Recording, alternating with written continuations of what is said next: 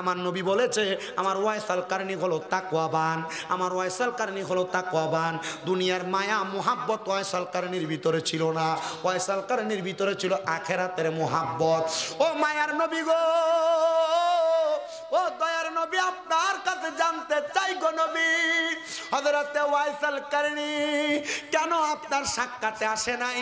আমার নবী বলে দুইটা কারণে আমার ওয়াইসাল কারণী আমি নবীর সাক্ষাতে আসে নাই। এক নাম্বার কারণ হইল আমার ওয়াইসাল কারণীর পুরো শরীরের মধ্যে কুষ্ঠ রোগের মতো চামড়ার মধ্যে পচন রোগ ছিল, শুধু একটা দেড়হাম জায়গা ব্যতীত, এক দেড়হাম মানে একটা টাকার পয়সা, যেমন একটা পয়সার জায়গা ব্যতীত পুরো শরীরের মধ্যে চরমের মধ্যে রোগ ছিল। আমার ওয়াইসাল কারণী এক নাম্বার এই রোগের কারণে আমি নবীর সাক্ষাতে আসে নাই। আর দুই নাম্বার আমার ওয়াইসাল কারণীর আম্মা জান বাড়ির মধ্যে অসুস্থ ছিল, এই জন্য আমার ওয়াইসাল কারণী আমি নবীজি সাক্ষাতের মধ্যে আসে নাই। ও মুসলমান, হযরত ওমর ইবনে খাত্তাব প্রশ্ন করে তুমি কি ওয়াইসাল কারণী? বলে হ্যাঁ। তোমার কি কুষ্ঠ রোগের মতো রোগ ছিল? বলে হ্যাঁ ছিল। তোমার আম্মা কি অসুস্থ ছিল? বলে ছিল। নবী বলছে নবীর উম্মতের জন্য দোয়া করার জন্য তুমি কি দোয়া করবা? ওয়াইসাল কারণীর সাথে সাথে দোয়া করে দিয়েছে। আর বলতেছে এরে ওয়াইসাল কারণী, আমার নবীজির সম্মুখে আমরা দাঁড়ানো ছিলাম, এই নাও একটা খেরকা, এই নাও একটা পাঞ্জাবি, এই নাও একটা চাদর আমি তোমারে পরাইয়া দিলাম। বলে কেন গো? বলে রহমাতুল লিল আলামিন নবীজি একদিন আমার নবীজির সাহাবী আবু বকর সিদ্দিককে সামনে ডাক দিলেন, ওমর ইবনে খাত্তাবকে ডাক দিলেন, হযরত ওসমান জিন নূরাইনকে ডাক দিলেন, হযরত আলী কাররামাল্লাহু ওয়াজহুকে ডাক দিলেন। নবী আমার ডাক দিয়া কয় ও আবু বকর, তুমি আমি নবীর সে আশিকের সে দেখা পাবে না, তবে ওমর ইবনে খাত্তাব, ওসমান জিন নূরাইন আমার আলী দেখা পাবে। এই নাও একটা চাদর মুবারক, আমি নবীর ওই প্রেমিকের জন্য হাদিয়া প্রদান করলাম, এই চাদরটা আমার আশিকের কাছে পৌঁছায়া দিবা, বলবা আমি নবী মুহাব্বত করে তাকে চাদরটা প্রদান করলাম। ওই চাদর ওয়াইসাল কারণীকে পৌঁছায়া দেওয়া হয়েছে রে মুসলমান। ওয়াইসাল কারণী বলে ওই চাদরটা জড়াইয়া আমি নবীর চতুর্থ খলিফা হযরতে আলী রাদিয়াল্লাহু তাআলার সাথে সিফফিনের যুদ্ধে অংশগ্রহণ করেছি। আর সিফফিনের যুদ্ধের ময়দানে অংশগ্রহণ কইরা হযরতে ওয়াইসাল কারণী দুনিয়া থেকে বিদায় হয়ে গেছে। আর আমার আল্লাহ তাআলার প্যারা হাবিব বলেছে আমার ওয়াইসাল কারণী যখন বিদায় হয়ে যাবে, ওয়াইসাল কারণী সিরিয়াতে থাকবে, সিরিয়া থেকে আমার ওয়াইসাল কারণীরে কুফা নগরীর মধ্যে গমন করানো হবে। ও মুসলমানেরা, কুফা নগরীতে গমন করাইছে রে ওয়াইসাল কারণীরে আমার নবী কেন না দেখেও মোহাব্বত করছে, না দেখেও তারে ভালোবাসছে? এটার একমাত্র কারণ ওয়াইসাল কারণীর ভিতরে তার আম্মা জানের বড় মোহাব্বত ছিল। কিন্তু তোমার ভিতরে তোমার মায়ের প্রতি কত মোহাব্বত আমি জানি না। বর্তমান সমাজ এমন নিকৃষ্ট, এমন পচা সমাজ হয়ে গেছে, বাইয়ে বাইয়ে ঝগড়া করে মা বাপরে জুদা করে দেয়, বাইয়ে বাইয়ে ঝগড়া করে মা বাপরে আলাদা করে দেয়। বউ কথার কথায় বলে তোমরা দুই তিন ভাই, তুমি কিল্লেগা তোমার মা বাপরে একা ভাত খাওয়াও, এই কথা শুই না মা বাপরে জুদা করে দেয়। মা বাপ সকালে এক ঘরে ভাত খায়, দুপুরে এক ঘরে ভাত খায়, রাত্রে এক ঘরে ভাত খায়, এই সপ্তাহে ঘরে ওই সপ্তাহে ওই ঘরে ভাত খায়। সন্তান চিন্তা করে দেখো, তোমার মা বাবার ঘরে তোমরা ৫-৭ জন ভাই বোন, কিন্তু তোমার মা বাবা তোমাদেরকে আলাদা করে নাই, তোমাদেরকে তোমার মা বাবা বড় আরামায়েশ করে খাওয়াইছে। এটার অন্য কোনো কারণ না। সন্তানকে মা বাবা বড় মোহাব্বত করে, কিন্তু তোমার ভিতর থেকে ওই মা বাবার মোহাব্বত কেমনে সরে গেছে রে আমি জানি না, কেমনে সরে গেছে আমি জানি না। আমি তোমাদের পায়ে হাত দিয়া বলবো, কেউ যদি ওই মা বাপরে জুদা করে দিয়া থাকো, আলাদা করে দিয়া থাকো, দেও আমার এই খলিফা পাড়ার যুবকেরা, আশেপাশে এলাকার যুবকেরা, তোমাদের পাও আমার সামনে দাও, আমি আমার জিব্বাটা দিয়া তোমার পাওটা পরিষ্কার করে দিব। তবুও ওয়াদা করবা হুজুর আমি মারে জুদা করছি, আলাদা করছি, হুজুর আজকে এখান থেকে বাড়িতে যে মা বাবার পায়ে ধরে মাপ চাইবো। অনেকে চিন্তা করে হুজুর মাপ চাইবো দূরের কথা, আমি আমার মা বাবার কাছে মাপ চাইবো দূরের কথা, আমি তো 2 ঈদের সময় মা বাবার পা ছুঁইয়া সালামি করি না। আরে সালাম করা না, মাঝে মাঝে যদি সুযোগ পাও আম্মা আব্বার পায়ের মধ্যে চুমা দিবা, হুজুর শিরিক হবে না, বেদাত হবে না। না না না, শিরিক বেদাত হবে না। আমি যেদিন শুনছি আম্মা আব্বার কদমের কাছে সন্তান যদি ছোট হয়, আমার আল্লাহ তাআলা ওই সন্তানের দাম মর্তবা বাড়াইয়া দেয়। বলে হুজুর চুমা দেওয়ার কোনো দলিল তো পাই না। আরে আব্বুজি, নবীজি যখন মক্কা থেকে মদিনাতে হিজরত করে আসছে, আমার নবীর সাহাবায়ে কেরামদেরকে নবী মোহাব্বত করেছে। কে কি চাও বলে বলেছিলেন। একজন সাহাবী কই, ইয়া রাসূলুল্লাহ, আপনার কাছে আমি কোনো কিছু চাই না, তবে একটা জিনিস আমার চাহিদা। নবী, আপনি যখন মদিনা থেকে আবার মক্কাতে যাবেন, নবী আপনার সাথী বানাইয়া আমারে আপনি মক্কাতে নিয়ে যাবেন। আমার নবী বলেছে, সাহাবী, ঠিক আছে, তোমাকে নিয়ে যাওয়া হবে মক্কাতে। এর 3 দিন 4 দিন পরে আমার নবী আবার রওনা করেছেন মক্কার উদ্দেশ্যে। ওই সাহাবীর কাছে কে জানি যে খবর দিছে, তোমার নবী তো তোমার ফেলাইয়া দিয়া মক্কায় চলে যায়। হায়রে, ওই সাহাবী ডাক দিয়া, আমার হাতে একটা পানির পাত্র ছিল, ফেলাইয়া দিয়া আমি দৌড়ে রহমাতুল্লিল আলামিন নবীর সামনে যে দাঁড়াইলাম আর বললাম, ফিদাকা আবি ওয়া উম্মি ইয়া রাসূলুল্লাহ, ও মায়ার নবী, আমার মা বাবা আপনার কদমে কোরবান হোক গো নবী। আমি কি এমন কোন অন্যায় করেছি যে অন্যায়ের কারণে আপনি আমারে ফালাইয়া দিয়ে একা মক্কায় চলে যান? নবী আমার কই, সাহাবী, কোন অন্যায় তুমি করো নাই, কিন্তু কেন রে, কেন তুমি এই প্রশ্ন করলা? নবী গো, আপনার সঙ্গে না আমার ওয়াদা ছিল আপনি মক্কায় যাওয়ার সময় আমারে নিয়ে যাইবেন। নবীজি মক্কায় যে নেন নাই, নবী নেন না কেন? আমার নবী কয়, গত 3 দিন তুমি মদিনা শরীফে নামাজ পড়তে আসো না। নবীজি, হ্যাঁ, বাড়িতে আমার আম্মা যেন অসুস্থ অবস্থায় আছে। নবীকে আমি খবর নিয়েছি, আমি এই খবর পাইয়া আমি তোমার না নিয়ে মক্কায় চলে যাই। ও নবী, আমি নিয়ত করেছিলাম আমি মক্কায় যাইয়া মক্কার চৌকাঠের ভিতরে চুমা দিব। আপনাদের দুয়ার বরকতে গত 3 মাস আগে আমি আমার এই ঠোঁটগুলা দিয়া মক্কার চৌকাঠে চুমা দিছি, আমি আল্লাহর কাবা ঘরের চাদরে চুমা দিছি, আমি এই ঠোঁটগুলা দিয়া 11 বার হাজরে আসওয়াদ পাথরে চুমা দিছি, আমি ঠোঁটগুলা দিয়া রহমতের নবী রওজা মুবারকে চুমা দিছি। নবী যেই মিম্বরে দাঁড়ায় দাঁড়ায় খুতবা দিত, ওই মিম্বরের মধ্যে খুতবা আমি দাঁড়ায় ওই মিম্বরের মধ্যে আমি চুমা দিছি।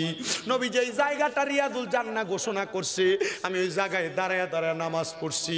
মুসলমান ইমানদার, ও নবীর উম্মত, ওই সাহাবী ডাক দিয়া কই, নবী গো, আমি মক্কার চৌকাঠে চুমা খাওয়ার নিয়ত করেছিলাম। সাহাবী কই, ও নবী, আপনি আমারে আপনার সঙ্গী বানাইলেন না? নবীজি উত্তর দেয়, বাড়িতে মা জীবিত আছে? বলে, হ্যাঁ। বাড়িতে যাইয়া আম্মা জানের কদমে চুমা দাও, আমার আল্লাহ তাআলা তোমার জান্নাতের চৌকাঠে চুমা দেওয়া সওয়াব দিয়া দিবে। অনেকে চিন্তা করে, হুজুর, কেমনে আমি মা বাবার কাছে মাপ চামু? আমার শরম লাগে, লজ্জা লাগে। না রে সন্তান, লজ্জা শরম রাইখো না। আম্মা আব্বার কদমে চুমা দিলে তোমার দাম কমবে না, তোমার সম্মান কমবে না, তোমার ইজ্জত কমবে না। আম্মা আব্বার কদমে চুমা দিলে তোমার দাম আল্লাহ বাড়াইয়া দিব। এ সন্তান অনেকে হয়তো মনে মনে ভাবতেছে, হুজুর, যাদের বাড়িতে আব্বা আছে তারা বাড়িতে যে বাবার পায়ে ধরে মাপ চাইবো, আমার তো আব্বা নাই, আমি কার পায়ে ধরে মাপ চাইবো? হুজুর, যাদের বাড়িতে মা আছে তারা বাড়িতে যাইয়া মার পায়ে ধরে মাপ চাইবো, আমার তো মা নাই, আমি কার পায়ে ধরে মাপ চাইবো? সন্তান, আব্বা আম্মা যদি দুনিয়াতে বাইচা না থাকে, আমি তোমাদের কাছে করজোরে আবদার করব, আখিরি মুনাজাতের মধ্যে রব্বির হামহুমা কামা রব্বায়ানি সগীরা ওয়া কুর রব্বির হামহুমা কামা রব্বায়ানি সগীরা বলে দোয়া করবা। মনে রাখবা, তুমি যদি দোয়া করার সময় তোমার চোখের মণিকোটার মধ্যে একটা মাছির মাথা পরিমাণ পানি ছাইরা দিয়া কান্দ, ওই পানি মাটিতে পড়ার আগে আমার আল্লাহ তাআলা তোমার মা বাবার জীবনের গুনাহ মাফ করে দিবে। কিন্তু তোমার মা তোমার ছাইরা দিয়া কবরের বাসিন্দা হয়ে গেছে, অনেক দিন হয়ে যায়, তুমি তোমার মার চেহারা দেখো না, অনেক দিন হয়ে যায় তুমি তোমার আব্বা জানের চেহারা দেখো না। সন্তান রে, মনটা কি চায় না তুমি তোমার আব্বা আম্মার জন্য খাস করে একটু দোয়া করতে?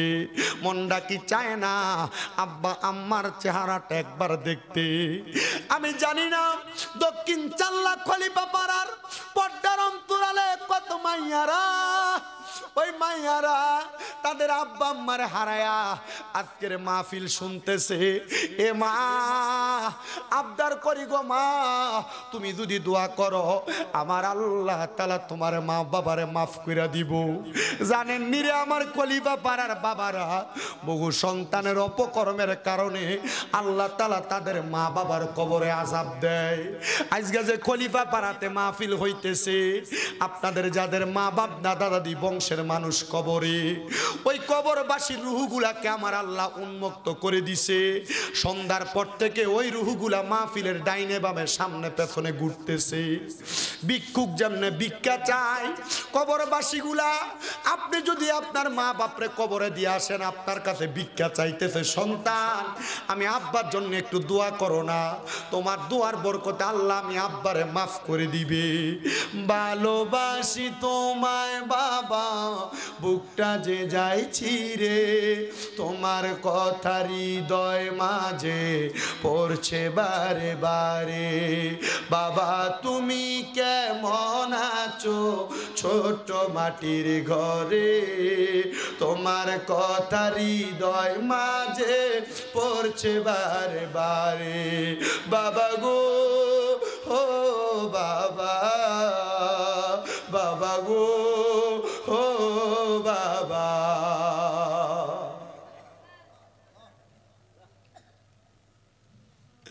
আরে কবরবাসীগুলা কবরে ফিরা যায়, কবরে যাওয়ার পর তারা দয়া দেখবে তাদের কবরের আযাব মাফ করে দেওয়া হয়েছে, একমাত্র তাদের ওয়ারিসদার তাদের জন্য দোয়া করছে এই জন্য। কিন্তু যারা মাহফিলে না এসে এখনো বাড়ি করে ঘুমায়, যারা মাহফিল না শুইনা তাদের নিজের মতো করে সময় কাটায়, এদের আত্মীয় স্বজনরা কবরের ভিতরে ফিরা যায় দেখবে এদের কবরের মধ্যে আগের মতো আযাব অবস্থান করতেছে। আল্লাহ আমার পাশের জনকে মাফ করে দিছেন, আমারে কেন আপনি মাফ করেন নাই? আল্লাহর পক্ষ থেকে জবাব হবে, রে বান্দা তুমি এমন কোন ওয়ারিসদার দুনিয়াতে রাইখা যাও নাই যেই ওয়ারিসদার দুনিয়ার জমিনের ভিতরে তোমার জন্য দোয়া করবে। বর্তমান জামানার মানুষ তাদের সন্তানদেরকে কোরআন শিখাইতে চায় না, কিন্ডার গার্ডেনে পড়াইয়া কোরআন থেকে দূরে রাখছে। সন্তানের দল মনে রাখবা, এ সন্তানের মা বাবারা মনে রাখবেন, আপনি যদি আপনার সন্তানকে কোরআন না শিখান, আপনার সন্তান কাল ময়দানে মাশরে ফুলসেরাত পাড়ি দেওয়ার সময় আপনি বাপের বুকে পাড়া দিয়া ফুলসেরাত পাড়ি দিবে। হুজুর কেন এই কথা বললেন? এ সন্তানের দল, আপনি যখন কোরআন তেলাওয়াত করতে পারবেন না, ফুলসেরাতের পারে আপনারে প্রশ্ন করবে কোরআন তেলাওয়াত করো, তখন আপনি বলবেন আমার মা বাবা আমারে কোরআন তেলাওয়াত শিখায় নাই। তখন আপনি সন্তানের বাবাকে ডাক দেওয়া হবে, এ বাবা তুমি কেন তোমার সন্তানকে কোরআন শিখাও নাই? তখন ওই সন্তানের বাবা জবাব দিবেন, দুনিয়ার ব্যস্ততায় থাকার কারণে আমি আল্লাহ তাআলার কোরআন শিখাইতে পারি নাই। তখন ওই বাবার পা গুলা থাকবে এক পারে, হাতগুলা থাকবে আরেক পারে। সন্তানকে বলবে বাপের বুকটার মধ্যে পাড়া দিয়া ফুলসেরাতটা পাড়ি দাও। কেমনে সহ্য করবেন আমার বুঝে আসে না, কেমনে সহ্য করবেন বুঝে আসে না। তো যেই কথা বলতেছিলাম, একটা সন্তানের অপকর্মের কারণে আব্বা আম্মা কবরে জ্বলতে থাকে। হযরতে সাঈদ ইবনে মুসাইয়াব আল্লাহ তাআলার ওই বান্দা বলো এলাকার মসজিদের মধ্যে নামাজ পড়ে। সাঈদ ইবনে মুসাইয়াব বলে আমি নামাজ পড়তাম, ফজরের নামাজ পড়ে আমি নামাজের মুসল্লা থেকে ততক্ষণ উঠতাম না যতক্ষণ সূর্য উদয় না হইতো। আল্লাহর ওলি ডাক দিয়া বলেন সূর্য উদয় হইলে আমি 2 রাকাত নামাজ পড়তাম, এশরাকের নামাজ। আমি এশরাকের নামাজটা পড়ার অবস্থা করার, এশরাকের নামাজ পড়ার জন্য আমি আরেকদিন সকালবেলা ফজর থেকে অপেক্ষা করতেছি। এমন টাইমে আমি লক্ষ্য করে দেখলাম আমার চোখে একটু ঘুম আইসা গেছে। ঘুম যখন ঘুম চলে আসছে, ওই ঘুমটা চোখে নিয়ে আমি হঠাৎ করে নামাজের মুসল্লাতে সেজদার ভিতরে ঘুমায় গেছি। এমন টাইমে আমি বড় একটা বাজে স্বপ্ন দেখছি। আমি ঘুমের মধ্যে হঠাৎ করে দেখলাম একজন ব্যক্তি সুন্দর পোশাক পরা, মাথায় টুপি লাগানো, শরীরে পাঞ্জাবি পরা, সুন্দর পোশাক পরা, কিন্তু ওই ব্যক্তিটার নাভি থেকে পায়ের তালু পর্যন্ত আগুন ধাউ ধাউ করে জ্বলতেছে, আর নাভি থেকে মাথার তালু পর্যন্ত ভালো দেখা যায়। আমি ভয়ঙ্কর অবস্থা দেখা তার প্রশ্ন করলাম, এ বাবা আপনার অবস্থা কেন এমন? আপনারা তো আমি চিনি আপনি আমার নিজের পিছনে নামাজ আদায় করেছেন, কিন্তু আপনার অর্ধেক শরীর আগুনে জ্বলতেছে, অর্ধেক শরীর ভালো আছে, এটার কারণটা কি? উনি চোখের পানিগুলা ছাইরা দিয়া দিয়া কান্দে আর ডাক দিয়া কয় অন্য কোনো কারণ না, এ আমার অর্ধেক শরীর ভালো, অর্ধেক শরীর আযাব হওয়ার কারণ হইল আমার একটা বেপরদামি, আমার একটা বেপরদামি। বলে কারণ কি? বলেন অন্য কোনো কারণ না রে, আমি যখন ইন্তেকাল করি আমার একটা মেয়ের বয়স ছিল মাত্র 13 বছর, আমার একটা মেয়ে আমার স্ত্রীর গর্ভে ছিল, বয়স ছিল 5 মাস বয়স। আমি ইন্তেকাল করার পরে আমার ওই বড় মেয়েটা আমার আদর্শ নিয়ে মানুষ হয়েছে, কোরআন পড়ছে, হাদিস পড়ছে, বেপরদা ঘুরে বেড়ায় নাই। কিন্তু আমার ইন্তেকালের 5 মাস পরে আমার স্ত্রীর গর্ভ থেকে সন্তানটা আগমন করছে। আজকে 12 বছর হয়ে গেছে, আমার ওই কন্যা সন্তানটা আগমন করার পরে ওই সন্তানটা কোরআন সুন্নাহ মোতাবেক চলাফেরা করে না, বেপরদা ভাবে চলে, বেহায়াপনা করে চলে। আমার ওই কন্যা সন্তানটা বেপরদা চলার কারণে আল্লাহ তাআলা আমার অর্ধেক শরীর আযাবের মধ্যে রাখছে, আল্লাহ তাআলা আমার অর্ধেক শরীর আগুন দিয়া পুরাইতেছে, আর অর্ধেক শরীর আমার সুন্দর রাইখা দিছে। ও বাবা, আপনি নামাজ পড়েন, আপনার বউ বেপরদা, আপনি নামাজ পড়েন, আপনার মাইয়া বেপরদা, আপনি নামাজ পড়েন, আপনার মা বেপরদা, আপনি নামাজ পড়েন, আপনার বোন বেপরদা। মনে রাখবেন রহমতের নবীর ঘোষণা, একটা মহিলার কারণে 4 জন ব্যক্তি দুজকের আগুনে জ্বলা লাগবে, 4 জন ব্যক্তি। বলে হুজুর কেমনে কেমনে একটা মহিলার কারণে 4 জন ব্যক্তি দুজকের আগুনে জ্বলবে? একটা সন্তান যদি তার মারে পর্দা না করায় তাহলে সন্তান এবং মা দুইজনে একই সাথে জাহান্নামের আগুনে জ্বলবে। কোনো ভাই যদি তার বোনকে পর্দা না করায় তাহলে ভাইটা তার বোনের কারণে দুজকের আগুনে জ্বলবে। আর তুমি ভাই তোমার বোনকে মোটরসাইকেলের পেছনে নিয়ে ঘুরো, তোমার এলাকায় গায়ে হলুদের অনুষ্ঠান হইলে তোমার বইনে নাচে, এটাতে বাধা দাও না। মনে রাখবা আল্লাহ তাআলা আযাব গজবের জন্য প্রস্তুতি গ্রহণ করো, আল্লাহর আযাব তোমাকে ছাড়বে না। 3 নাম্বার,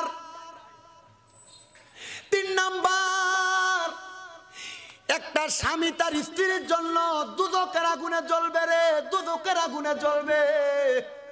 হুজুর কেমনে? কোন স্বামী বিবাহ করার পর যদি তার স্ত্রীরে পর্দা না করায় তাহলে ওই স্বামীটা তার স্ত্রীর কারণে দুজকের আগুনে জ্বলবে।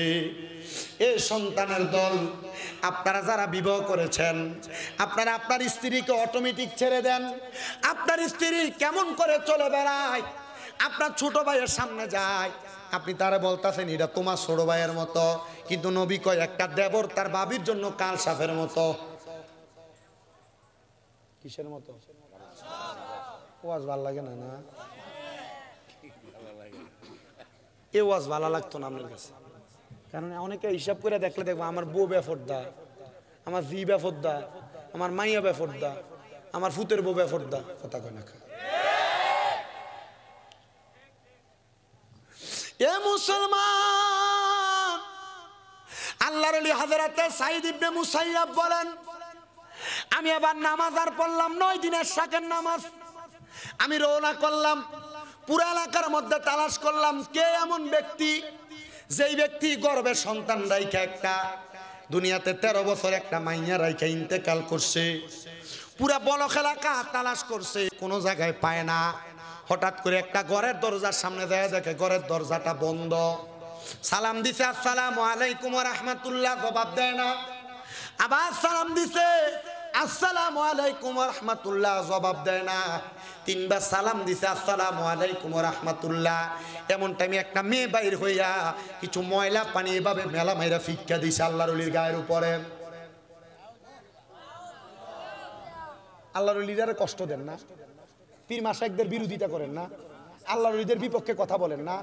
আল্লাহর কসম করে আল্লাহর ঘোষণা, মানে আদালি ওয়ালিয়ান ফাকাদ আযামতুহু বিল হারব। যে ব্যক্তি আল্লাহর ওলিদের সাথে দুশমনি করে আল্লাহ তাদের সাথে যুদ্ধের ঘোষণা করে। আল্লাহর লোকে যুদ্ধ করবা, ফেরাউন নমরুদের যেমনে মারছে জুতা দিয়ে বাইরে ইয়া, তোমার এমনি মারবো। মরার সময় কুত্তা বিলের মতো মরবা, টের পাইতা না।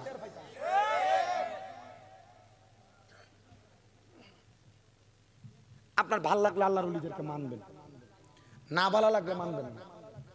আবার আল্লাহর ওলিদের বিরোধিতা করার, মাজারের বিরোধিতা করার আমরার কিছু দোষ আছে। কিটা? আমরা বেডিয়ে দিয়ে গান করাই। কি আপনি মাতেন না কেন? কোন মারফুত যদি লেখা দেয় যে হ্যাঁ হুজুর অমুক আল্লাহর ওলি কইছে বেরিয়ে দিয়ে গান করানি জায়েজ, তারা আমি এই জায়গার ভিতরে বইয়া বলতেছি 1 লক্ষ টাকা দিয়ে আর ফরেন থেকে পারবেন। আজ পর্যন্ত কোন আল্লাহর ওলি বইয়া দিয়া যায় নাই কোন মহিলা দিয়ে গান বাজনা করা জায়েজ। তা আপনি কেন করেন? আপনার কারণে আল্লাহর ওলিদের বদনাম হয়। আমি লানত কামনা করি আপনার মতো ব্যক্তির উপর খোদার লানত পড়বে যদি আপনার কারণে বিন্দু পরিমাণ কোন আল্লাহর ওলির বদনাম হয়। আপনি নিজের মন সুখ করবার লাগে বেরিয়েতে, নাচ দেখবার লাগে আপনি বেরিয়ে দিয়ে গান করেন, কথা কয় না কেন? তো এটা যদি করেন আপনি নিজের ঘরে করাইয়েন, বাইক করাইয়েন, পিছন দিয়ে উরুস লিখেন না, কথা কয় না কেন? আর এদের কারণে দেখেন এই যে বিভিন্ন জায়গায় মাথাটি ভাঙতেছে, এদের কারণে ভাঙে, কথা কয় না কেন? আপনি গান বাজনা করবেন, বেরিয়ে দিয়ে না চাইবেন, বাউল গান করবেন, আর আপনার এই জায়গার ভিতরে মানুষ ছেড়ে দিব, আপনার বালা কইব, এটা আমি মানি না।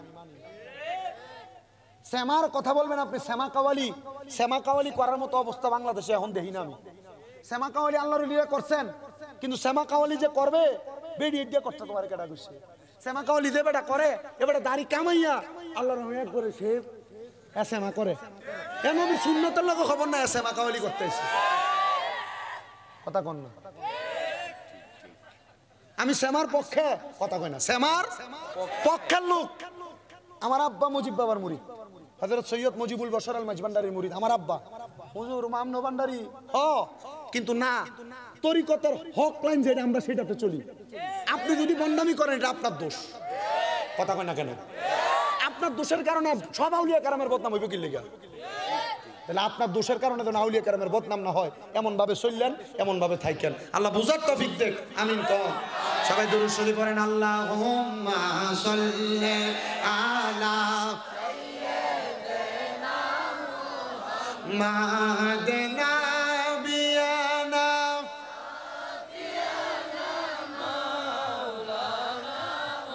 আল্লাহর নূরে নবী পয়দা করে আনেতে ঘোষণা, হায়রে কদ জাআকুম মিনাল্লাহি নূর, তোমরা করে হলে দেখো না।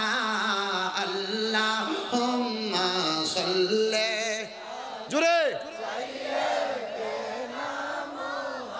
মাদিনা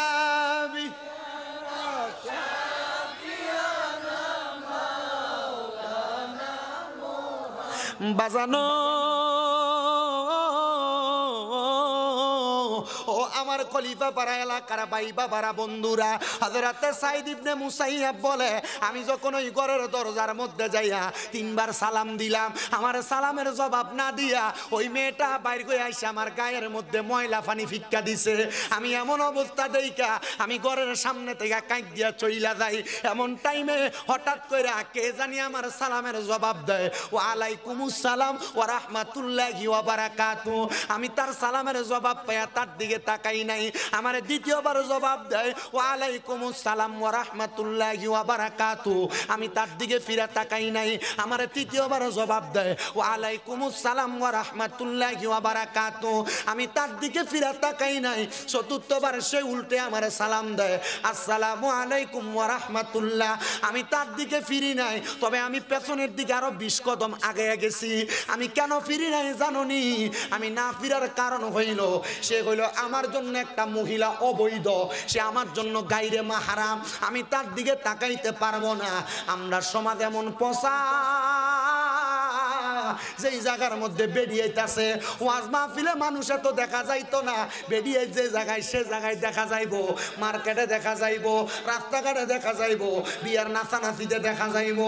আপনারা বলেন এমন অবস্থা সোনার বাংলাদেশে আছে না নাই?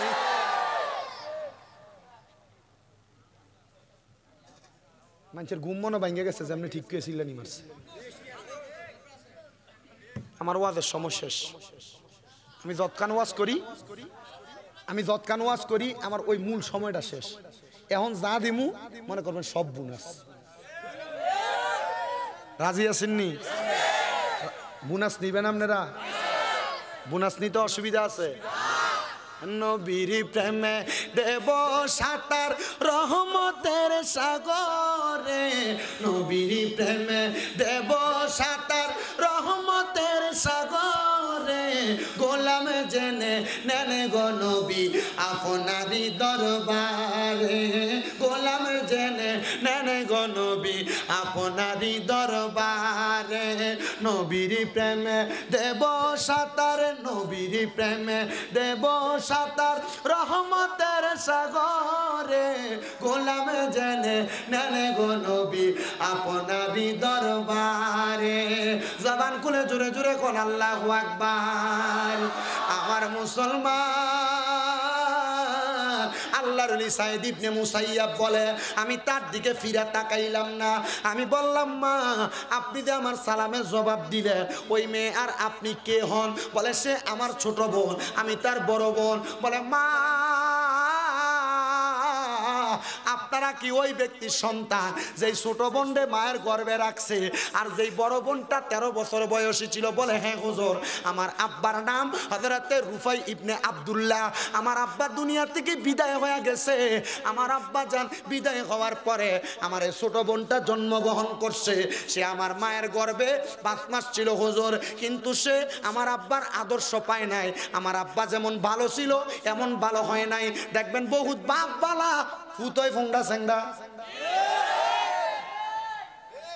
হয় না? এই ফুতের কারণে বাপের ইজ্জত নষ্ট হয়, ধ্বংস হয়, হয় না?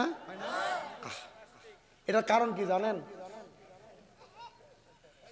আপনার কাছে কতলা কথা আছে, কথা রাস্তিক বলে। এটার কারণ কি?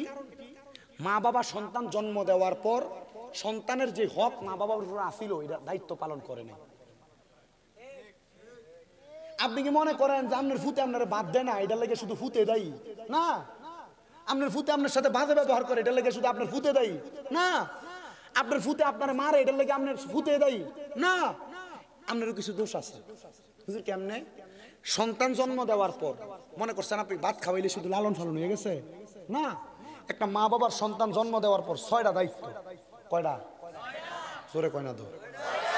1 নাম্বার, জন্ম নেওয়ার পর তার কানে আজান দেওয়া।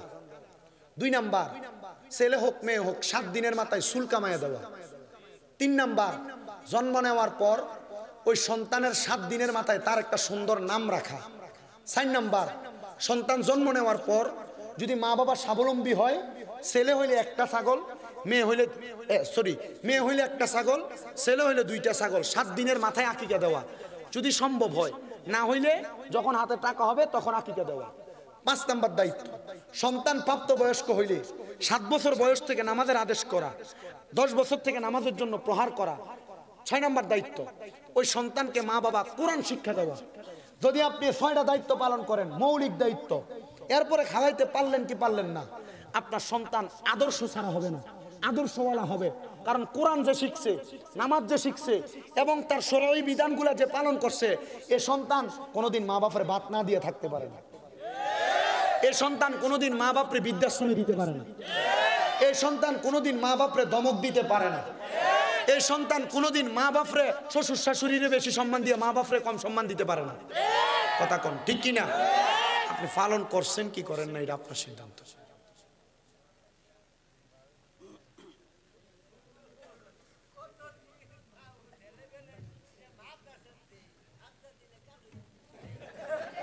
আপনি কত কারণ খারিয়া কোন খালুইয়া কোন খালুইয়া কোন কি দইছে কোন কথাটা কোন? কারণ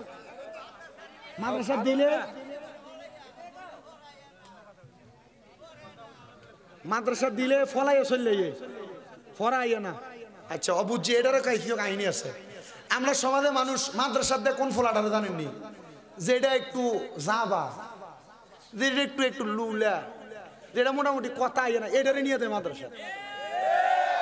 আপনি কথা কন না কেন? আর যেটা মোটামুটি একটু ফুক্ত, এটা নিয়ে সায়েন্সে ভর্তি করা। আবার দেখবেন বর্তমানে ফয়সালারা মোটামুটি কোরআনে হাফেজ বানায় বা মাদ্রাসায় পড়ায়, কিন্তু বহুত ফয়সালারা এদের ফলাফাইনের মাদ্রাসায় পড়ে না, কিন্তু মোল্লাগিরি করবো, 100টি হাদিয়া লইব। 100টি হাদিয়া না, আমরার মতো হইলে মোটামুটি 50-60 টাকা কামাই করতো না। কথা কয় না কি লেগে? আপনারা দুয়ার বরকত, আমার এখন 6-6টা মাদ্রাসা চলে। আমি হিসাব করে দেখছি 1170 জন আমার মাদ্রাসার পোলাপান আছে। এটা আমাদের মাদ্রাসার আমাদের এই বড় ভাই, উনি একজন মুফতি প্লাস মুহাদ্দিস। আমার শুধু আজকে আমার লগে কুদুর আইছে, মাঝে মাঝে আবদার করে আমার লগে আনি, কিন্তু বেটা রাইস জন ভাত খাওয়াইছি না। আমি চিন্তা ছিল, মনে করছি আইয়া লগ খামু, তো সাথে সাথে দৃষ্টি যতক্ষণ হুজুরে আমার বয়ে ওয়াজ করছে ততক্ষণে ভাত খাওয়ান যেত। আমি ওনারা আমার সাথে নিয়ে আস, ভাত রেডি করেন, তরকারি গরম করেন, যারা ঘরে খানা। উনি ওয়াইফের বিল ভালো মতো দেয়, কিন্তু ফোলার মাদ্রাসার বিল আর মুক্তবির বিল ঠিক মতো দেয় না। এ ফুতে মা বাপের মুইয়াই বই, এটাই ঠিক।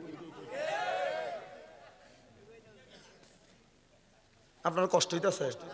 আমি 2-3 মাহফিলের ওয়াজ মনে 1 ঘন্টাতে করছি আপনার কাছে, অনেকগুলো ওয়াজ আমি আপনার কাছে প্রকাশ করছি, আমি চেষ্টা করছি। আর ওয়াজ হয়েছে এইটা, যখন প্রথম যেটি দুইছি এটা হয়েছে মূল ওয়াজ। মেম্বার আসেনি? মেম্বার আছেন আপনারা? বইয়েন মাশাআল্লাহ দিন। কি হয় বেটা, কয়টা টোয়া?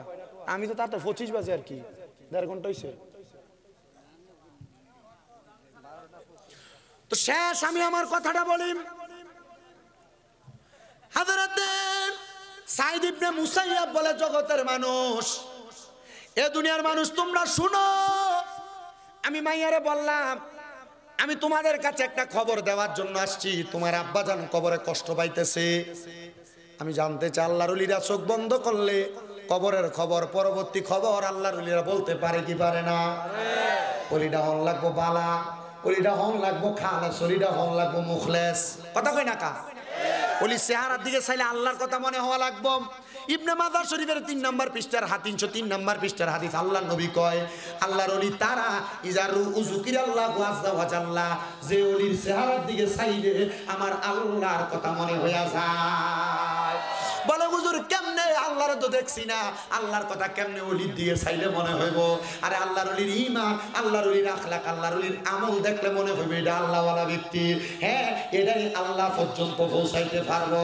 আল্লাহ পর্যন্ত পৌঁছাইতে পারলে তোমার অন্তরটাও ঠান্ডা হবে। জন্য আসে কয়, ওরে দুনিয়ার মানুষ তোমরা শোনো, ওরে কলব জিন্দা হয়ে যাবে, এলমে লাদুনে হাসিল হবে। আরে কলবে জিন্দা হয়ে যাবে, আরে এলমে লাদুন হাসিল হবে। আরে নিজের মাঝে দেখতে পাবি স্বয়ং রাব্বানা, আরে নিজের মাঝে দেখতে পাবি স্বয়ং রাব্বানা। ঘুমায়ও না মায়ের ঘুমে, আশেক জামানা, আরে আখের জামানা। জবান খুলে জোরে কোন আল্লাহু আকবার। এ মুসলমান ইমানদার রে, আল্লাহর ওলি ডাক দিয়া কয়, মা আমি দেখছি গো তোমার আব্বা জানের অর্ধেক শরীর আযাব, অর্ধেক শরীর ভালো। আমি এখন বুঝতে পারছি আল্লাহ তাআলা তোমার আব্বা জানের অর্ধেক শরীর ভালো রাখছে তুমি বড় মাইয়ার কারণে, আর অর্ধেক শরীরে আযাব দিছে এই ছোট মাইয়ার কারণে। ছোট মাইয়ার এই কথাটা শোনার সাথে সাথে একটা লাফ দিয়া সাঈদ ইবনে মুসাইয়াবের পাগুলার মধ্যে আঞ্জা করে ধরছে। হুজুর, যেই বাপের জন্মের পরে দেখছি না, যেই বাপের সাক্ষাৎ পাইছি না, যেই বাপরে একবার বাপ কইয়া ডাকতে পারছি না, আমার বাপে বুঝি আমার কারণে কবরের আযাবে জ্বলতাছে। হুজুর গো, আমি আর কোনোদিন ব্যাপারটা চলতাম না, বেহায়াপনা করতাম না। হুজুর আপনি বলেন না আমি কেমনে দুনিয়াতে চলতাম? হুজুর কয়, মহিলা, একটা মহিলা মানুষ 60টা কাম করলে জান্নাতে যাইতে পারে।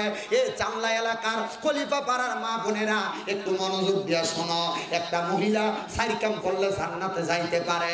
1 নাম্বার, কোন মহিলা যদি নিয়মিত নামাজ পড়ে। 2 নাম্বার, নিয়মিত রোজা রাখে। কোন মহিলা যদি নিজের লজ্জাস্থানের হেফাজত করে। 4 নাম্বার, স্বামীর আদর্শ অমান্য না করে, ওই মহিলা জান্নাতে যাইতে পারবে সহজ। আমরা বেটারা জান্নাতে যাওয়ান কঠিন, কিন্তু বেডিয়ের জান্নাতে যাওয়ান সহজ। 4 কাম করলে মহিলা জান্নাতি। 1 নাম্বার নামাজ, 2 নাম্বার রোজা, 3 নাম্বার লজ্জাস্থানের হেফাজত, 4 নাম্বার স্বামীর আদেশ মানা। কিন্তু আমরা সমাজের বেডিয়ে জামাই যদি কয় এমনে হেভি করে নি। কথা কয় না কা? বেডিয়ে জামাইরে অমান্য করে এমন বেডিয়ে আছে না নাই? মহিলা জান্নাতে তো আটকে দেবো, সাবধান। জামাই তোমার কাছে 1 গ্লাস পানি চাই, তুমি দাও না। পরে বেটা লগের বাবির কাছে যে 1 গ্লাস পানি দেন না, বেটি লেবুর রস সিপ পেন না দেয়, তখন আর বেটি আর ভাল লাগে না, এখন ভাল লাগে বাবিটারে। তো জামাই খারাপ হওয়ার পিছনে বেটির দোষ আছে না নাই? তুমি দিনের বেলা ঝগড়া হলে তুমি অন্যদিকে মুখ ফিরে উঠতে দাও, তো জামাই তো অন্য বেটির দিকে চাইবো। আল্লাহ নবী কই, তারপরে উঠতে থাকা কি তো যাইগে কা বাজ্যে কইতেন দেখছেন হুজুরে কি থাকো না না বইও বাপ বইও অন কইও না তোমারও দোষ আছে বেডিয়ে কি এমনি হাতে তোমার খানা দেয় না তুমি সিগারেট খাইতে খাইতে মোহর ভিতরে গুয়ের গন্ধ সাথে খারাপ গন্ধ তো বেডিরে তো আর এটারে ভাল লাগে না দেওয়ারটারে ভাল লাগে ছুট্টুটার কি তুমি সিগারেট খাই বেডির কাছে তোমার আর ভাল লাগে না তো লগের বাড়িটারে ওই যে দেওয়ারটা মাশাআল্লাহ কথা কয় না আপনি ঠিক কইলেও ঠিক না কইলেও ঠিক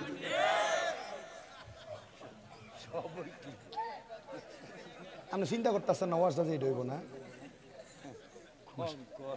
আল্লাহ কবুল করো কামিন কর শোনেন আমি জানি আমি খবর লইছি এলাকাতে সবাই মোটামুটি বেশিরভাগই তরিকাপন্থী মানুষ আমরা কিন্তু এটা একটা মসজিদের মাহফিল ঠিক না এখানে বিভিন্ন রকমের ওয়াজ করার লাগে তরিকাপন্থী মাহফিলে দাওয়াত দিয়ে দেখছেন বাইটালাম জিকির আজকার গজল বেশি করে করি কিন্তু এখানে তো জিকির আজকার গজল বেশি করে কইলে মানুষকে বলছে একটা ওয়াজ করা গান গণ্য বক্তা একটা লইছে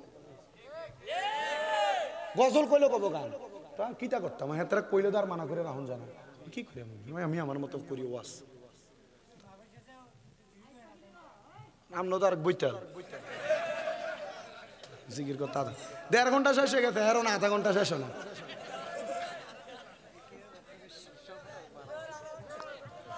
তো বেরিয়ে জামাইয়ের কথা হন লাগবো নি না আপনারা ফানি দিতে দেরি হইলে আপনি গাল বেড়ে রেখেছেন রহমতের নবীর ঘোষণা তোমরা তোমাদের স্ত্রীদের মুখের মধ্যে গালের মধ্যে আঘাত করে নবী কেন বলে তারা তোমাদের কাছে সাময়িক সময়ের মেহমান আমনে বেডির মা বাপের নাম তুলে গাইলাম আপনি আপনার বেডিয়ে 2 ফিট বেড়ে খিসলে বেডি এত রাগ করতো না আপনি তার মা বাপের নাম তুলে একবার গালি দিলে সে যত রাগ করবো কারণ কোনো মহিলা তার মা বাপকে গালি দেওয়া পছন্দ করে না নবীজি নিজে বলতেছেন তোমরা তোমাদের স্ত্রীদেরকে মা বাবার নাম তুলে গালি দিও না নবী কেন আমি নবী মহিলাদের বাবা আপনি যে আপনার বেডির অমুক মারানি জিকে গালি দিলেন গালিটা কার গায়ে দিয়ে পড়লো মা কথা কেন দো নবীজির উপরে দিয়ে পড়ে না গালি দেও না বাবা মহিলাদেরকে কন্ট্রোল করা একটু কঠিন মহিলাদেরকে কন্ট্রোল করা একটু কঠিন শুধু কঠিন না বেশি কঠিন এরা আল্লাহ বাম পাজর আদম আলাইহিস সালামের বাঁকা হাড্ডি দিয়ে বানাইছে আপনি কন্ট্রোল করতে পারবেন কেমনে আল্লাহ তাআলার একজন বন্ধু ছিলেন হযরতে এমনি হুননি কোন রকম আল্লাহ তাআলার একজন বন্ধু যার নাম হযরতে শেখ সাদী রহমাতুল্লাহ আলাইহি নাম শুনছেন উনি গুলিস্তা এবং গুলস্তা লেখছেন আল্লামা শেখ সাদী রহমাতুল্লাহ আলাইহি বলে ও জগতের মানুষ আমি নিজেই তো আমার বউরে কন্ট্রোল করতে কষ্ট হইছে আল্লামা শেখ সাদী কেন বলে কেন জানো আমি আমার এক ছাত্ররে পড়াইতেছিলাম সকাল থেকে সন্ধ্যা পর্যন্ত পড়াইছি তো দুপুরবেলা হঠাৎ করে আমার ছাত্র বাড়িতে যাবে খাবার খাইতে আমি তারে কইলাম বাড়িতে যাইও না আমার বাড়িতেই খাবার খাইও আমি পেছনে গেলাম যে দেখলাম আমার স্ত্রী কি রান্না করছে আমি যাই দেখি মাটির পাতিলের ভিতরে চাউল আর পানি দিয়ে রাখছে তরকারি নিয়ে সবজি কুইটা চাউলের পানি দিয়ে রাখছে আমি জিগেলাম এখনো রান্না করলা না দুপুর গড়ায় গেল খাবে কি বলে হ্যাঁ খাবে বলে কি খাবে বলে তো রান্না তো করে নাই লাকড়ি এনে নাই তো জামাই কো লাকড়ি সন্ধান করতে পারলো না আসলে লাকড়ি সন্ধান করা কি এটা বউর কাজ কার কাজ স্বামীর কাজ তো আল্লামা শেখ সাদীর বউ সাইত্যা যে ড্যাগের ফাতিলটা এটা হলো আল্লামা শেখ সাদীর মাথার ভিতরে আমি ধুরুম করে বাড়ি মারছে বাড়ি মারাতে ড্যাগের তলাটা ভাঙ্গা যে কাঁচাটা আছে আল্লামা শেখ সাদীর গলার ভিতরে ফুলের মালা যেমন এমন হয়ে গেছে আচ্ছা আমরা বেড়ায় যদি তো ধুরুম করে একটা খিস্ত না আপনি যদি খিস্তেন আল্লামা শেখ সাদীকে আমি আমার বউরে মারিনি কি করছেন আমি তার কৌশলে বিচার করছি কেমনে বিচার করছেন আমি আমার স্ত্রীরে কইলাম ঠিক আছে যেহেতু তুমি এক সামান্য একটা বিষয় নিয়ে আমার এই কথাটাই বল এভাবেই আঘাত করলা তোমার আমি মারলাম না আমি এখন বাইরে মানুষের কাছে যাই কমু দেখো আমার বউ আমার কত ভালোবাসে আমারে ওই যে ড্যাগের কাছাটা গলা আটকে রয়েছে আমার বউ আমার আদর করে মোহাব্বত করে মালাটা দিছে আল্লামা শেখ সাদীর স্ত্রী উনি লাভ দিয়ে ওনার পায়ে ধরে ফেলছেন স্বামী এই কথা যদি আপনি মানুষের কাছে যায় কোন মানুষে কব আসলে তো আল্লামা শেখ সাদীর বউটা বাজে মানুষ না স্বামী এটা কইরেন না আপনার কাছে ক্ষমা চাই মহিলারা স্বামীর সাথে ঝগড়া হইব নবীজি বলতেছেন স্বামীর সাথে যদি ঝগড়া হয় রাত্রবেলা জামাই বউর বালিশ হইব একটা কয়টা একটা কিন্তু আপনারা ঝগড়া লাগলে মাঝখানে কোল বালিশ দিয়ে দেন বাচ্চা আগে এক সাইডে ঘুমাইতো যেদিন ঝগড়া হয় এদিন বাচ্চা মাঝখানে চলে আসে মা মনে রাখেন গো এটার কারণে আল্লাহর কাছে জবাব দেওয়া লাগবো বলে কিভাবে জবাব দেওয়া লাগবো যে কোনো স্বামী স্ত্রী যদি রাত্রবেলা একজন আরেকজনের সাথে যত লাইগা থাকবে আর পৃথিবীর যত খালি জায়গা থাকবে আল্লাহ এই মহিলার জন্য রহমত দিয়ে ভরপুর করে দেবে মহিলারা তো এই চালাকি বুঝে না মহিলারা তো এই নিয়ামতের কথা বুঝে না। আব্বা আল্লাহর রাস্তায় এগুলা পালন করার চেষ্টা করেন। ওই আল্লামা শেখ সাদি যখন ঘর থেকে বের হয়েছে, ছাত্র জিগায়, হুজুর এত ছাত্র কন্ট্রোল করতে পারেন, আপনি চাইলে তো আরেকটা বিয়ে করতে পারেন। আল্লামা শেখ সাদি উত্তর দেয়, বাবা আরেকটা বিয়ের কথা কইলা, 3টা শয়তান ফালতে পারি না, তুমি বলা 5টা শয়তান ফালতে। ছাত্রকে, হুজুর কইলাম আরেকটা বিয়ের কথা, আপনি কইলেন যে শয়তানের কথা। বুঝলাম না হুজুর কাহিনীটা। আল্লামা শেখ সাদিকে, বাবা একটা পুরুষের সাথে একটা শয়তান থাকে ধোঁকা দেওয়ার জন্য, একটা নারীর সাথে 2টা শয়তান থাকে ধোঁকা দেওয়ার জন্য। এখন যদি আরেকটা বিয়ে করি তাহলে এই আরেকটা নারীর লোক কয়টা শয়তান হইব? 2টা। কয়টা হইব? 5টা। বাবা যে 3টা আছে 3টাই বালা, এটা লইয়ে ভালো থাকি। আব্বা স্ত্রীর সাথে ঝগড়া হবে, দ্বন্দ্ব হবে, ফাসাদ হবে, আপনি একটু কষ্ট করে কন্ট্রোল করে সংসারটা সুন্দর করে চালাইয়েন। বউয়ের বদনাম মানুষের কাছে কইয়েন না। আর যারা আছে মহিলারা, আপনার স্বামীর সাথে ঝগড়া হইলে আপনি বোনের কাছে, নন্দের কাছে, অমুকের কাছে ঝগড়া করলে এইগুলা বলেন, পরে আবার ঠিকই মিলেন, কিন্তু আপনার স্বামী কিন্তু 10 জনের কাছে কালার হয়ে যায়। মা এগুলা করিস না, এগুলার কারণে আল্লাহর কাছে জবাব দেওয়া লাগবো। হযরত সাঈদ ইবনে মুসাইয়াবের কথাটা বলি। ওই মহিলা মাইয়াটা কয়, হুজুর আপনি আমার কন্যা কোন ইবাদত করলে আমার আব্বার আল্লাহ মাফ করব? হুজুর কয় 5 ওয়াক্ত নামাজ, পর্দা, লজ্জাস্থানের হেফাজত, এবং তোমার তো স্বামী নাই, তুমি নিজের মতো করে সুন্দরভাবে চলবা, যেন তোমার নিজের হেফাজত হয়, পর্দা করে চলবা। হুজুর ঠিক আছে। 7 দিন চলছে, মহিলা আর বেপর্দা চলে না। 7 দিনের মাথায় সাঈদ ইবনে মুসাইয়াবের কাছে যে কই, হুজুর আপনার কাছে ফরিয়াদ, ও হুজুর আপনি কন্যা আমার আব্বা কেমন আছে? হুজুর কে আমার আরেক বিপদে ফেলাইছে। আমি এশরাকের নামাজ পড়তে যাইয়া তার বাপেরে দেখছি, কিন্তু এখন তো আর দেখি না। মনে রাখবেন, আপনারা যারা স্বপ্ন দেখেন, মা রে, বাপরে, দাদা দাদিরে, স্বপ্ন তাকে দেখানো হয় যাকে স্বপ্ন দেখাইলে ওই মৃত ব্যক্তির উপকার হবে। স্বপ্ন দেখলে সাথে সাথে তার লেগে দোয়া করবেন। কি করবেন? হুজুর দিয়ে ফরাইতে পারেন আর না পারেন, নিজে একটু দোয়া করে নেবেন। চললে কি হইব? আল্লাহ আপনার দোয়ার বরকতে তারা মাফ করবে। বলে হুজুর দোয়া দিয়ে লাভ হইব কি? আল্লাহর নবী বলতেছে, একটা মৃত ব্যক্তির জন্য কোনো জীবিত ব্যক্তি যদি দোয়া করে, সমুদ্রের মাঝখানে একটা লোক ডুইবা যাইতেছে, হঠাৎ নৌকা যায় তারা উদ্ধার করলে সে যত খুশি হয়, একটা মৃত ব্যক্তির জন্য দোয়া করলে সে তার থেকে বেশি খুশি হয়। আমরা সমাজ আপনার শিক্ষা দিতেছে, নামাজ জানাজার নামাজ পড়ছো, তাড়াতাড়ি লাশ মারি দিয়ে লাও, দোয়ার দরকার নেই। আল্লাহ নবী কই, ইজা সাল্লাইতুম আলাল মাইয়িতি ফাকলিসু লাহু দোয়া, যখন তোমরা জানাজার নামাজ পড়ো তখন তার জন্য দোয়া করো। মৌলবী কয় দোয়া করো না, আল্লাহ নবী কয় দোয়া করো। মৌলবীটা মানবেন না নবীটা মানবেন? নবী কয় দোয়া করো। আমি অনেকগুলো বিষয় বলার চেষ্টা করতেছি। তখন আল্লাহর ওলি বলছে, মা এখন তার আমি তোমার বলতে পারতেছি না, তবে তোমার একটা কথা বলি, তুমি তাহাজ্জুদের নামাজ পড়ে আল্লাহর কাছে কান্দো, দেখবা আমার আল্লাহ তাআলা থাক থাক থাক আমার আল্লাহ তাআলা ফিরে আসে, আমার আল্লাহ তাআলা তোমার আব্বা কেমন আছে জানাই দিব। মহিলা কয়, আমি আমার হুজুরের কথা শুনা একটানা 7 দিন তাহাজ্জুদের নামাজ পড়ছি।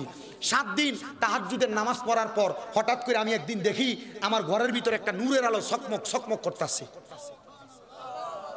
আমি নূরের আলোটা দেখা আমি জিগাইলাম, কে আপনি? উনি ওনার শরীর থেকে সাদা রঙের একটা পোশাক আলগি দিয়া কয়, মা আমি তোমার আব্বা। আব্বা আপনার শরীরে না অর্ধেক আগুনে আর অর্ধেক ভালো ছিল। বলে, মা তুমি যে গত 7 দিন আগে তওবা করছো, আর বেপরদা থাকতা না, নামাজ ছাড়তা না, আল্লাহ তাআলা তুমি মাইয়ার দোয়ার কারণে আমি আব্বারে মাফ কইরা জান্নাতের পোশাক পরে তোমার সামনে দেখাইয়া দিছে। ও বন্ধু, আপনাদের অনেকের বাবা নাই, অনেকের মা নাই, আমি দোয়া করব আপনাদেরকে নিয়ে, আল্লাহ যেন আপনাদের মা বাবারে মাফ করে দেয়। আপনারা দোয়া করবেন আমার জন্য, আমার মা বাপ জীবিত, আল্লাহ যেন আমার মা বাপরে মাফ কইরা মক্কা মদিনা যাওয়ার তৌফিক দেয়। দোয়া করবেন তো ইনশাআল্লাহ? দোয়া কারা কারা করবেন হাত তুলে আমার আল্লাহরে দেখায়, আল্লাহ কবুল করেন, জোরে করেন আমিন।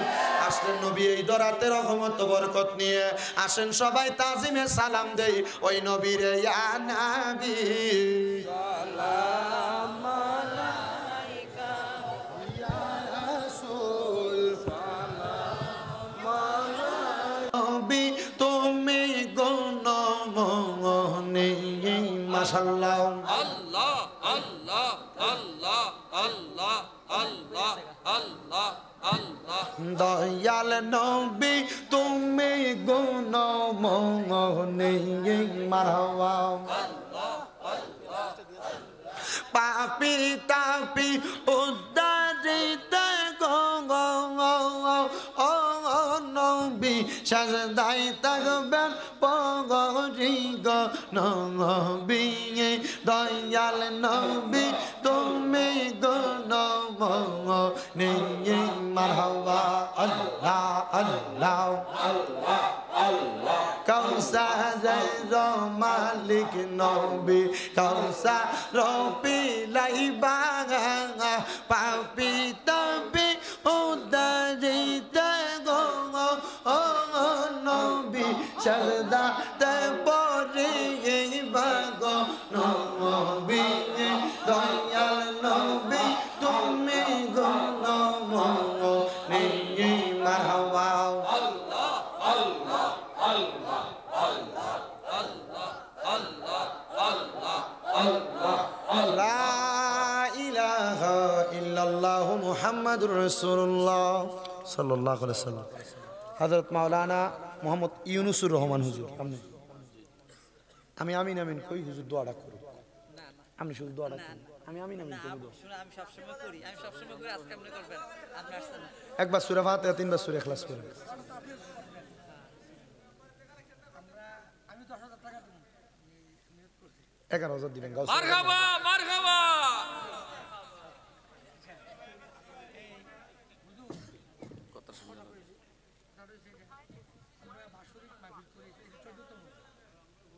আমাদের কিন্তু একটা মেইন টার্গেট কিন্তু আমাদের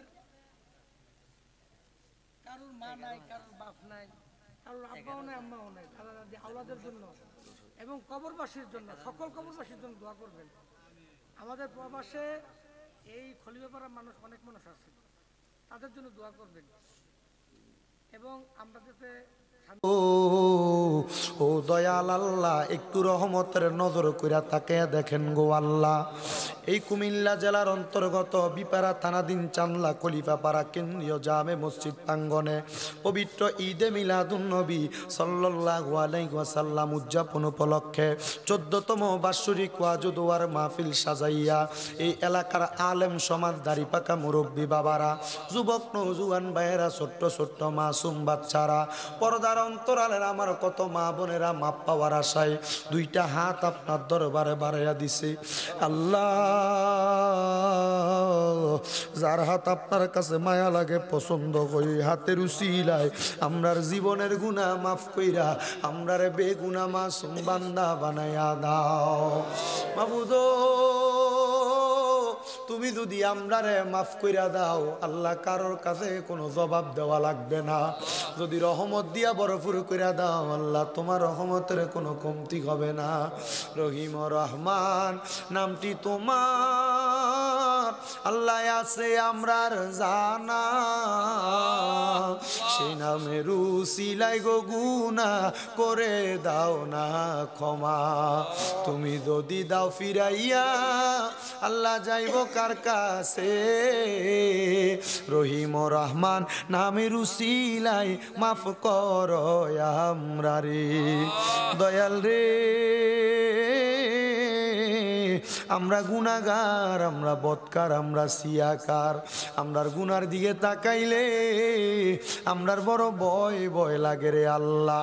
এই মজলিসে যার হাতটা তোমার মায়া লাগে পছন্দ হয় ওই হাতের উসিলায় আমাদের প্রত্যেকরে তুমি কবুলার বন্ধুর কইরা নাও। কে জানে হাত বাড়াইছে কার জানি জগতের মধ্যে বাবা নাই যেই বাবা রিক্সা চালাইয়া মাটি কাইটা মাথার গাম পায়ে ফালাইয়া পরের বাড়িতে বদলার কাজ কইরা সন্তানরে মানুষের মতো মানুষ করার জন্য আব্বা নিজের রক্তরে পানি বানাইছে এমন আব্বা তাদের অন্ধকার কবরে রে আল্লাহ আব্বার কবর জান্নাতের বাগান বানাইয়া দাও মাবুদু। কে জানি হাত বাড়াইছে কার জানি জগতের মধ্যে মা নাই। মাহফিল শেষ করে বাড়িতে যাইব সবার মুখ দেখবো কিন্তু মার মুখ দেখতো না আল্লাহ। যাদের এমন মা কবরে আমার কবর জান্নাতের বাগান বানাইয়া দাও মনিব। যাদের মা বাবা বেঁচে আছে হায়াতে তৈবা নসিব করে দাও। অনেক সন্তানেরা মা হারাইয়া বাবা হারাইয়া কান্দে আম্মা আব্বা দুইজনের কবর নাজাতের ফয়সালা করে দাও। মরিয়া গিয়াছেন আল্লাহ আল্লাহ দারার মা ও বাপ মাফ করিয়া দেন না গো আল্লাহ কবরের ওই আমার আল্লাহ আমরা আম্মায় আব্বার কবরের আযাব বন্ধ হইছে নি আমরার দাদা দাদির কবরের আযাব মাফ হইছে নি আমরা রে তোমার মায়া লাগেনি আল্লাহ যাদের মা বাবা কবরে গো বাবা আদম আলাইহিস সালাতু ওয়াস সালাম থেকে আদমের মুনাজাত পর্যন্ত যত মুসলমান নরনারী অন্ধকার কবরে প্রত্যেকের কবর নাজাতের ফয়সালা করো মেম্বার সাহেব দোয়া চাইছে মা নাই মার কবর নাজাতের ফয়সালা করো সভাপতি মহোদয় দোয়া চাইছে ওনার দোয়া কবুল করো বিশেষ করে সহসভাপতির মাও নাই বাবাও নাই দোয়া চাইছে কবুল করো আমারে পাগলা ভাই উনিও দোয়া চাইছে ওনার দোয়া কবুল মঞ্জুর করে নাও আমার আরেক ভাই রাশিয়া যাবে নিয়ত করেছে ওনার যাওয়া কবুল করো এই এলাকার সহ সমস্ত পৃথিবীর প্রবাসীদেরকে কবুল করে নাও প্রবাসের বাড়িতে বিদেশের বাড়িতে কামাই রুজিতে বরকত দাও প্রবাসীদেরকে রোগ শোক বালা মুসিবত থেকে হেফাজত দান করো প্রবাসীদের হায়াতের দিকে বরকত দাও প্রবাসীদের শরীর স্বাস্থ্য সব সময় সুস্থ রাখো যেন বাংলাদেশের রেমিটেন্সকে আরো উঁচা তুলতে পারে সে তৌফিক দান করো আল্লাহ আমাদের কুদ্দুস কাকার জন্য দোয়া চা হইছে ওনারও কবুল মঞ্জুর করে নাও বিশেষ করে আমার শরীফ তার মা বাবার জন্য দোয়া চাইছে অনেকে 11,000 অনেকে 10,000 5,000 2,000 1,000 পর্যন্ত যারা যারা দান করছে প্রত্যেকের দান তুমি কবুল করে নাও ও আল্লাহ ফরিয়াদ ফরিয়াদ তোমার দরবারে পর্দার অন্তরালের কত মা বোনেরা দোয়া চাই আমার মা বোনদের খাস দোয়া কবুল মঞ্জুর করো প্রত্যেকের ব্যবসা বাণিজ্য কাজে কর্মে চাকরিতে বরকত দাও যারা পড়ালেখা করে বিদ্যা বুদ্ধি বাড়াইয়া দাও আজকের মাহফিলে যারা টাকা দিয়া পয়সা দিয়া শ্রম দিয়া বুদ্ধি দিয়া পরামর্শ দিয়া মাইক দিয়া লাইট দিয়া বিশেষ করে মিডিয়ার ভাইয়েরা সহ সম্মানিত শ্রোতা মণ্ডলী পুরুষেরা পর্দার অন্তরালের মা বোনেরা আল্লাহ প্রত্যেকের দোয়া তুমি কবুল মঞ্জুর করে নাও আল্লাহ আগামী বছর যারা যারা মাহফিলের জন্য আঞ্জাম দেয় তাদেরকে কবুল করো খলিফাপাড়া প্রবাসী সমাজ কল্যাণ সংস্থার প্রত্যেকটি সদস্যের কবুল মঞ্জুর করো মেম্বার সাহেবের মামির জন্য দোয়া চাই ওনার মামিরে তুমি কবুল মঞ্জুর করে শেফা দান করো ও আল্লাহ যারা কষ্ট করে বয়ান শ্রবণ করেছে আমি মূর্খ মানুষ যা বলেছি যে কথাগুলো আমল করার মতো আমল করার তৌফিক দাও বলবে তুমি মাফ করে তোমার হাবিবের উসিলে আমাদেরকে কবুল মঞ্জুর করো বিশেষ করে আমার সফর সঙ্গী ভাই আমার বড় ভাই কামাল হোসেন সাহেবের আব্বা জান অন্ধকার কবরে ওনার আব্বার কবর নাজাতের ফয়সালা করে আম্মার হায়াতে বরকত দাও ওনার সুন্দর চাকরির ব্যবস্থা করে দাও আল্লাহ আমাদের সবাইকে তুমি কবুল মঞ্জুর করে নাও আখিরি ফরিয়াদ আল্লাহ মরণ দিবা দুঃখ নাই তবে বেঈমান বানায়া মরণ দিয়েন না মরণের আগে বারবার মক্কা আর মদিনা তাওয়াব জিয়ারত নসিব করায়া আখিরি জবানে মধুর কালেমা পড়ায়া দিবেন লা ইলাহা ইল্লাল্লাহু মুহাম্মাদুর রাসূলুল্লাহ সাল্লাল্লাহু আলাইহি ওয়াসাল্লাম।